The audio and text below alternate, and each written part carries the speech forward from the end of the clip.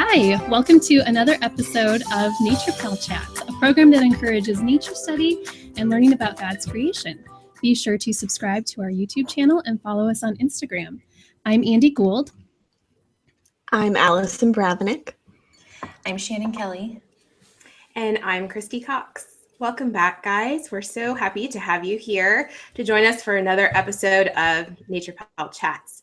A few episodes back, we shared some of our favorite nature-inspired chapter books. So we thought it would be a great idea to share some of our favorite nature-inspired picture books for, I was going to say for the younger kids, but I love picture books myself. So I really can't say that.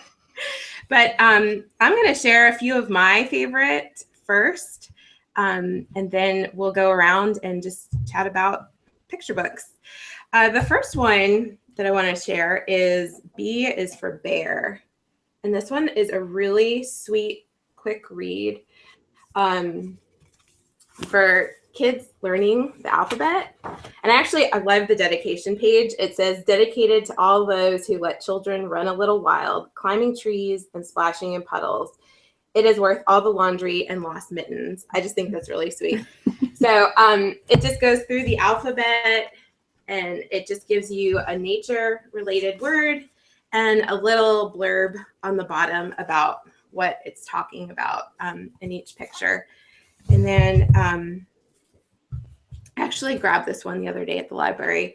It's The Gardener, and it's by Sarah Stewart, and it kind of encompasses three things that I love. It's written about a little girl in 1936. So I love that era. And also she's basically writing letters back to her family. She had to go live in the city with her uncle. And it just talks about how much she loves to garden and she loves nature, but she's had to move to the city away from her family. And they sent her seeds to plant a garden, and how she, that her uncle was really sad and the people around her were really sad, but how she used flowers in her garden to cheer everyone up and how that made an impact on their lives. So this is a really sweet book. And the other one I grabbed is Outside Your Window, a first book of nature by Nicola Davies. And the illustrations are just so beautiful. And it talks about tide pools. It talks about flowers, honey, summer songs. And it goes through seasonally. So it starts out, I think, it starts out in the spring, summer, autumn, and winter. So there's little things that you could read about each season. And it's actually a fairly thick book. So it might not be one that you'd want to read through at bedtime. But it's cool if you just want to pull it out through each season and just read a little bit of it. I actually got that book in a Nature Pal box.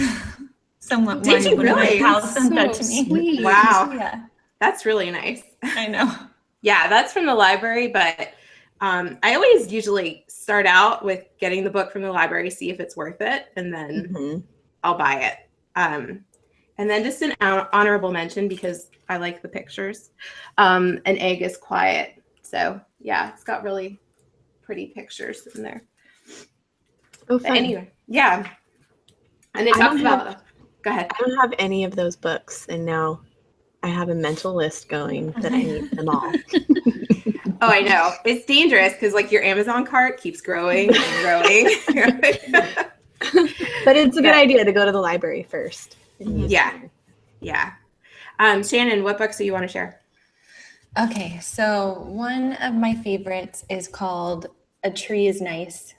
It just goes through, each page is just a different illustration, and it talks about different reasons that we love trees. Climbing trees, building forts, the shade that trees give, how they can protect your house from the wind, just a lot of different neat things that a tree does for us, but then how we can enjoy them also. And I grew up climbing trees and building tree swings and stuff like that. So I think that's one of the reasons I love this book. But I live in California, where we go to any nature center and they're telling us don't touch, don't climb trees, don't pick up sticks, all that kind of stuff. So to have a book that lists all the neat things about a tree and that encourages, climbing trees and using sticks for play, I really like that. And the author is Janice May Udry. I don't know how to pronounce that, but there you go. I love that one. Okay, and then one of my absolute favorites is A Time of Wonder by McCloskey. I love this book. I love it so much. It's about a family. They go to live on the main islands during summer, and all the fun things that they do, taking their boat out, going to the tide pools, talks about a storm coming in, and just goes through their whole summer. And I've never been to Maine, but this book alone just makes me want to travel there and experience what it would be like to be there during the summer. I went in the fall when I was younger. It's it's like a dream. Mm-hmm. And then the James Herriot Treasury. I know most of you, if you're doing Ambleside, you've read through these, but they are beautiful stories by James Herriot, and it's just all animal stories. The illustrations are beautiful, just like open to a page. So each story is different, about a different experience he had as a veterinarian with different animals and different families. I think it's somewhere in England, but I actually read about it. It's not true stories it's actually not even his real name that he writes under, but it's just experiences that he had as a veterinarian, taking care of animals and just fun little animal stories. Mm-hmm. I love his stories for me too. He writes really great. And you can get that one on audio. We did that on audio a few times, and then we could see the pictures. And I think I would do that when I had an infant and I couldn't really read at the moment. So it's fun when you can pair it with audio. I know I've been getting a lot of books on audio recently through Audible, and I just got Peter Rabbit, the whole Peter Rabbit series, which is another series that I love. But my 3-year-old loves Peter Rabbit, and so I just got that for her so she can listen to that. All right, Allison, what about you? Well, it was hard to choose, but my first favorite one would be Pagoo. Let's see if I can put that up there. This one, you follow the journey of Pagoo the hermit crab all through his life of being tiny little plankton and growing into a big hermit crab who needs a shell. And then you also learn about other sea creatures and tide pool creatures along the way, and the illustrations are awesome. And then there's often little black and white diagrams that might even tell you the part of a sea anemone, and it's great to copy in your nature journal. Mm-hmm. And we love this because we go to the tide pools all the time, but I think it's a great book, especially if you don't live near the tide pools, because it really teaches you about it all, and the pictures are so great that it would give you a great taste for what the tide pools are like. Then another book that we're reading that we're having fun with this year is Crinkle Roots' Book of Animal Tracking. And this is fun. You follow this old man, Crinkle Root, and this old... He is so cute. Animal, your wise nature guide. And he has his walking stick, and he shows you different animals and what their tracks look like. And you learn where they live and what they would eat. And we've read about a beaver and an otter, and then what's the difference, and then has great pictures of their tracks. And it's I've never seen that book before. Mm-hmm. Yeah, and I think there's different ones in the Crinkle Roots series, but this is the only one. It's a whole series. How fun. I don't know how many there are, but Crinkle Root, he's pretty fun. He's my nature hero. That's a cute name to name your dog, Crinkle Root. Yeah. Then I have Out of the Wood by Graham Underhill, and this one is beautiful, and it's actually set in England, but it reminds me of Tree in the Trail a little bit. And you don't have to be from England to use this book because of the nature story. But it gives you a great taste for the English countryside. But it's about the journey of this acorn that you can see in the picture. The jay has the acorn, and it gets planted in the ground by the jay when he's eating the nut. And an oak grows from it, and you go through the journey of the oak tree as it grows and the animals that live around it. And the illustrations are amazing.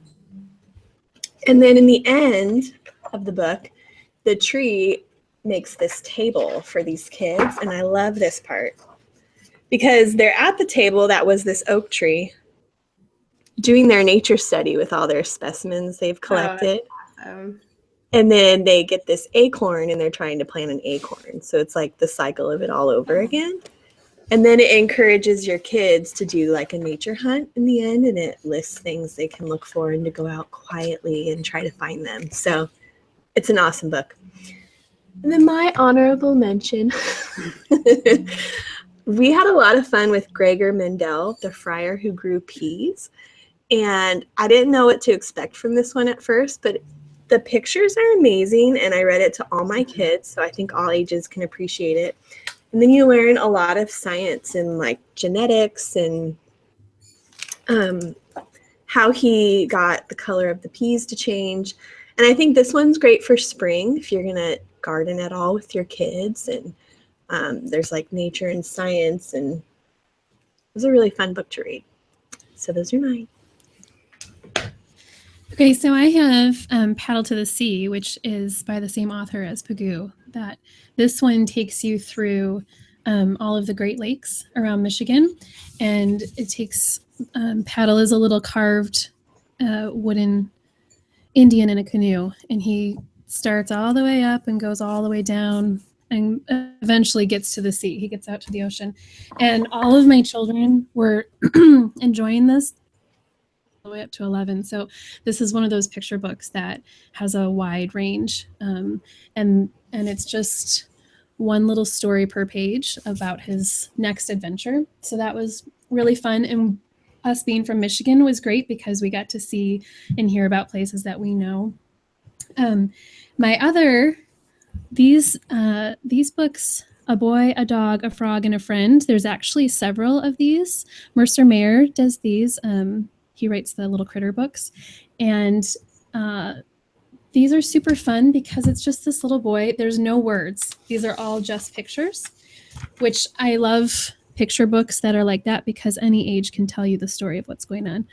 And it's all the adventures that he's going through out in nature with his dog and his frog and the different critters that they find and just the different adventures that they go on out in their woods. So it's super fun.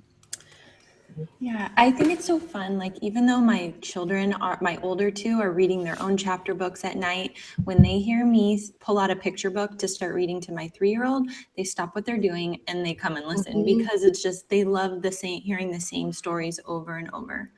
So I think it's amazing for all ages to be able to enjoy all these books. My older boys are like that too. And yeah, picture books are all ages because I've learned so much from them, and really enjoy reading them with my kids. All right, guys. Well, thanks for watching again.